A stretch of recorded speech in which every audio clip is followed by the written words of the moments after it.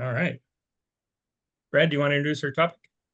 Yeah, probably a month ago, you started asking for topics, and one came up that was limiting beliefs. And since I'm an expert in that, I've had it so many times, I figured I probably ought to tackle that one. And limiting beliefs are just basically, it's in your mind, your belief about yourself restricts you in some way.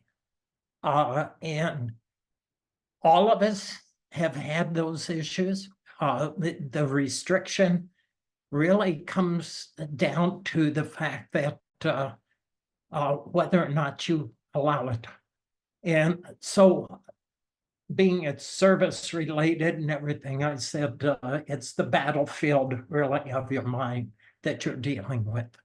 And I always start with a slide that I think is really cool, but we'll see what everybody else says. We are dealing with a subconscious mind that's 95% of our thoughts. Our makeup is, and this is affecting our health and everything else.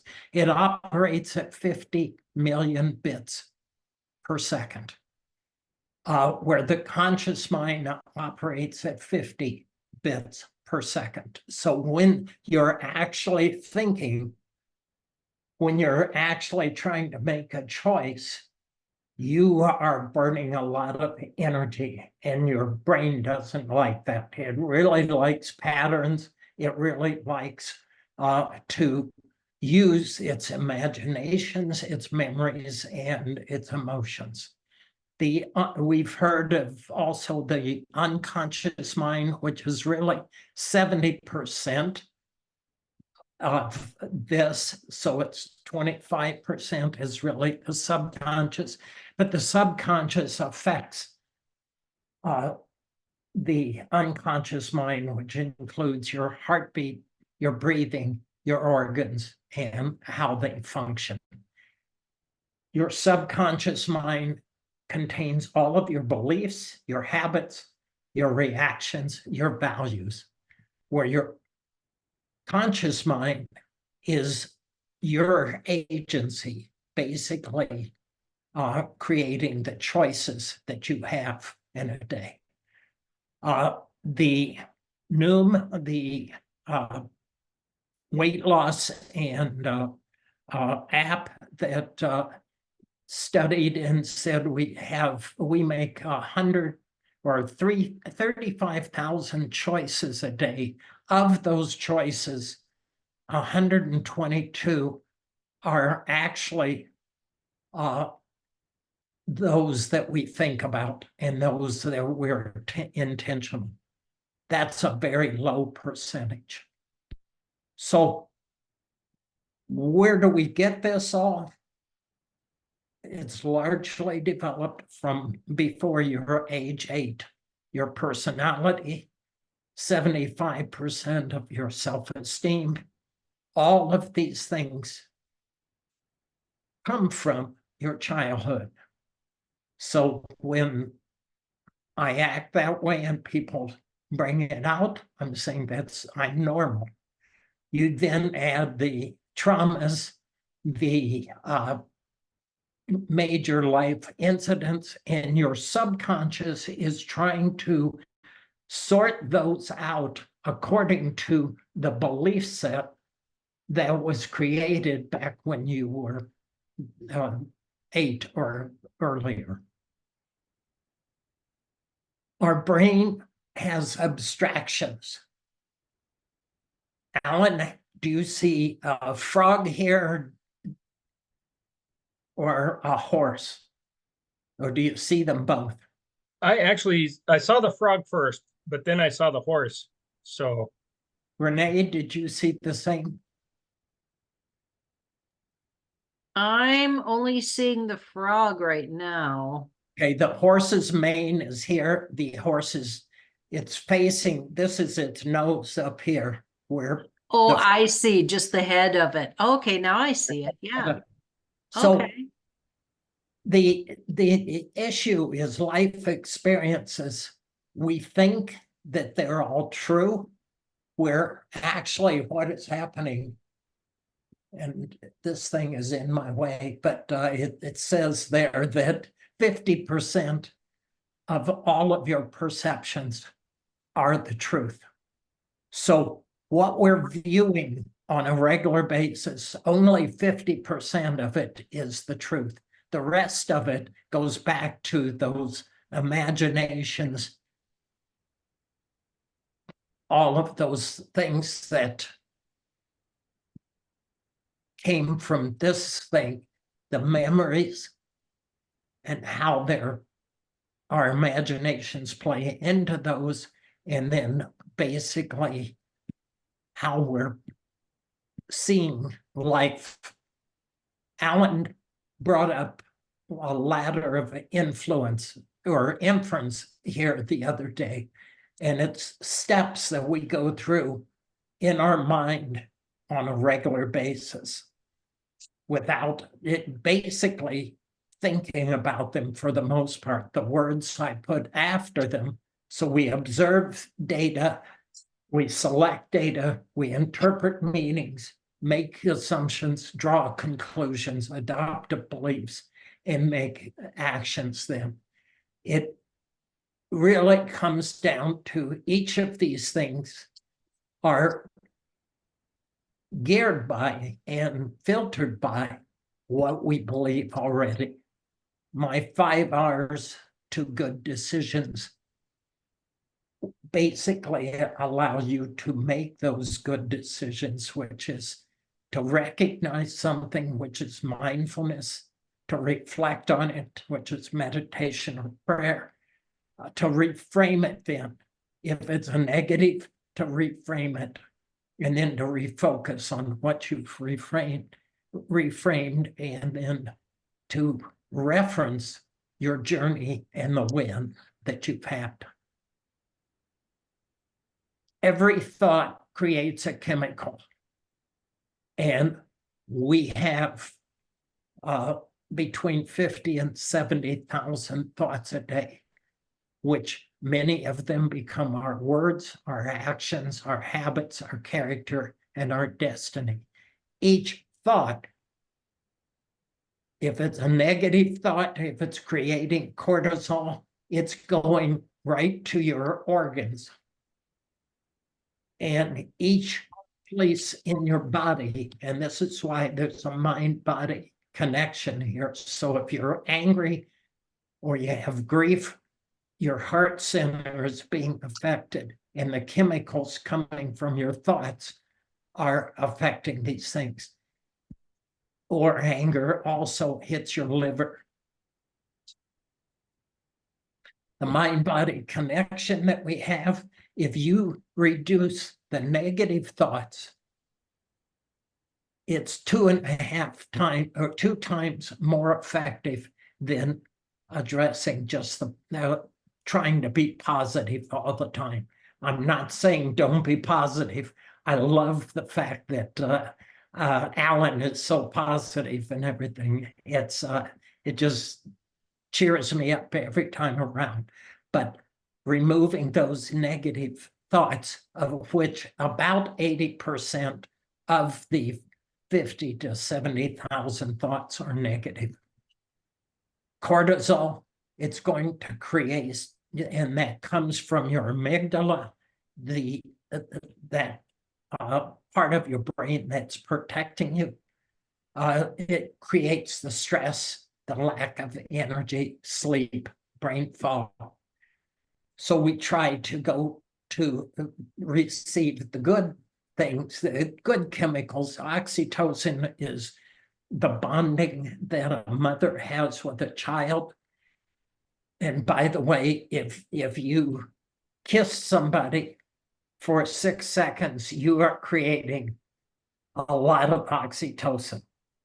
If you're hugging somebody for 10 seconds, oxytocin is really strong at that time. So dopamine, we get this through praise and recognition, and it's our reward system.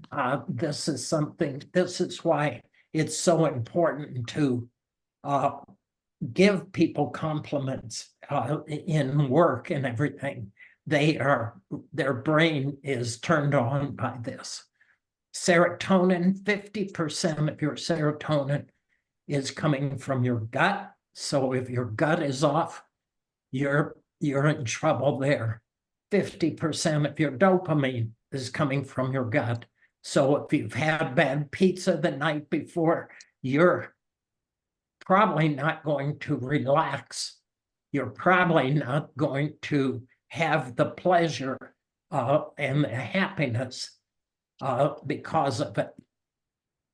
Endorphins, then, exercise is the main one. I like the chocolate portion of that, but that's me.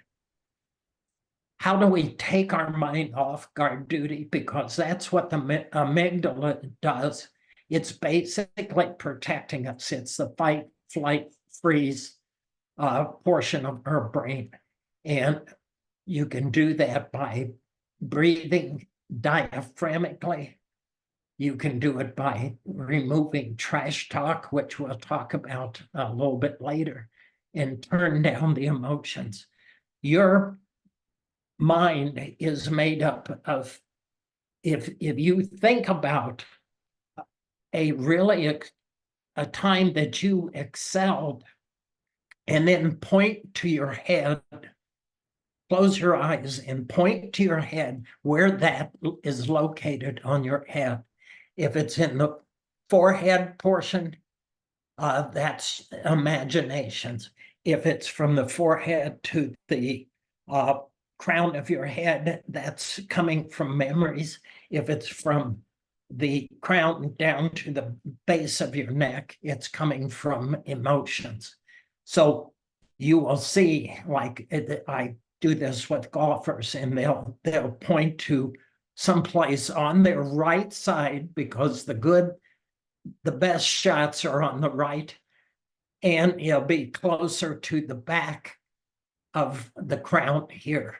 So you can actually, I can coach you down. If you've got the bad thoughts on the left side, we can coach you up to having good thoughts. My instructor said, don't do it with sex, because you have an orgasm if you go completely over to the side. So, and then I spoke before that if you wake up at night and you have a song in your head or thoughts or something like this, just speak to what you want. I say, Brad, turn off the music. Brad, turn off the thoughts. And it may take a little bit of practice, but it's amazing. Your mind will go blank. Or mine does. Of course, it starts out that way pretty closely, so it's easier for me.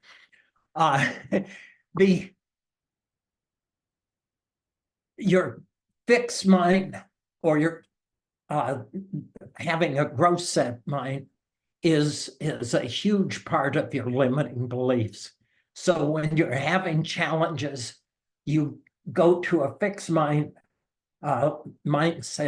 and it's going to keep you there. The limiting belief basically loops. And if you've got a growth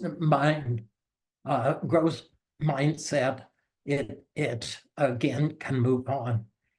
And again, I use my 5 R's to take it further. Reacting is normal. I had a situation where I was driving and pouring down rain. It's just a deluge. And I drive on the inside so I can see the line on the that I can drive. And this young lady evidently didn't see me and pulls over into my lane I slammed on my brakes and barely missed her. How I did, I don't know. And I had a few choice words for her. Well, the first 7 seconds, your emotions and actions are on you. That's coming from your amygdala.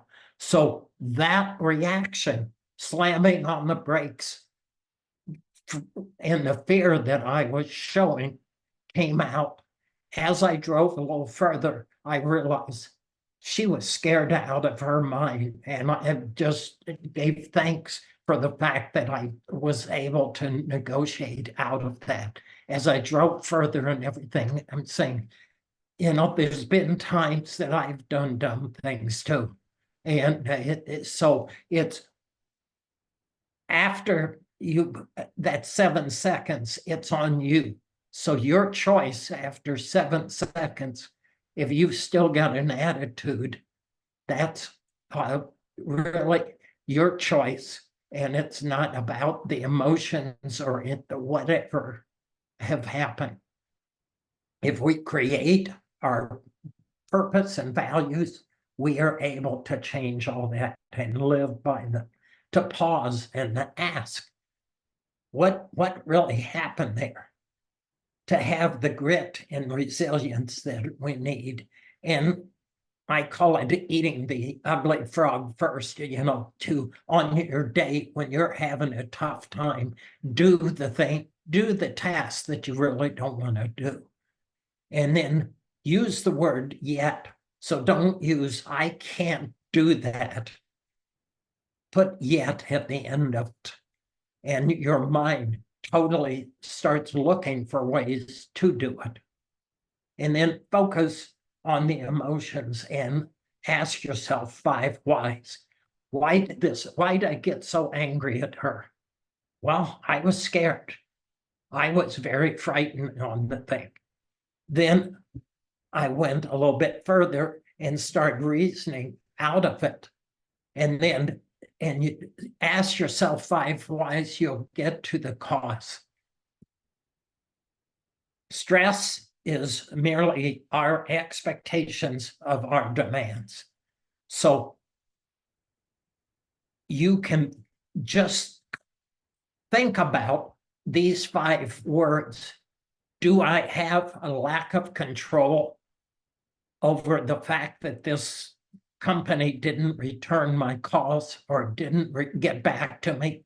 What do I control there? If I'm stressed over the fact that they didn't call, that's on me. Again, if there's a big uncertainty until you get that first paycheck, so that's on me again. If I'm not connected, if I'm not going to the Tuesday night meetings to get connected, that's on me. If I don't feel safe, again, just thinking of these words will lower it by 20% your stress level. There's other ways to do this. I take cold showers. Renee hasn't, I don't think, quite come to that yet. Those daily showers. So then what causes emotional exhaustion, or something that we call burnout? These are symptoms of it.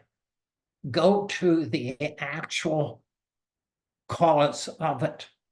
Look at each one of these things and go to the actual cause of your burnout.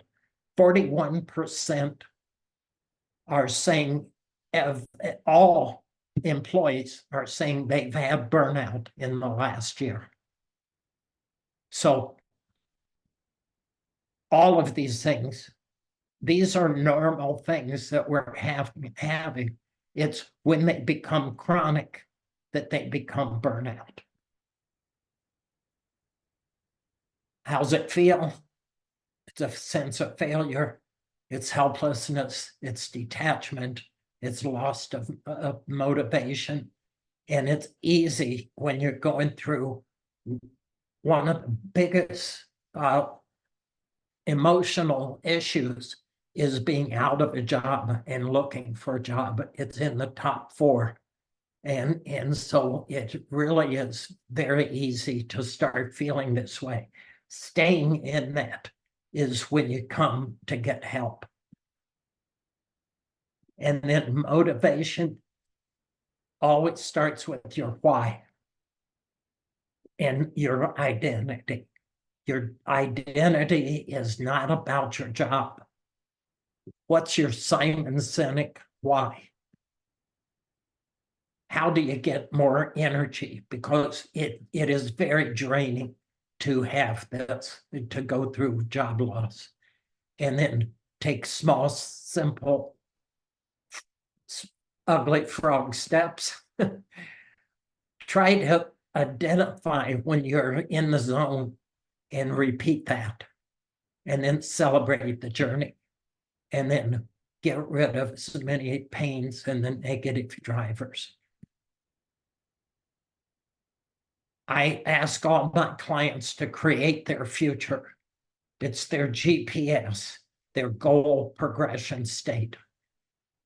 It's your current self, your feelings, your focus, your environment, and I just use these words, create your own, and then create your future self. And again, I created these. What is your future self? And then address those triggers that are keeping you there. If you're saying, I'm so exhausted, your subconscious is going to keep you in that exhaustion. And that's it. Wow, thank you, Brad. That was a tour de force. I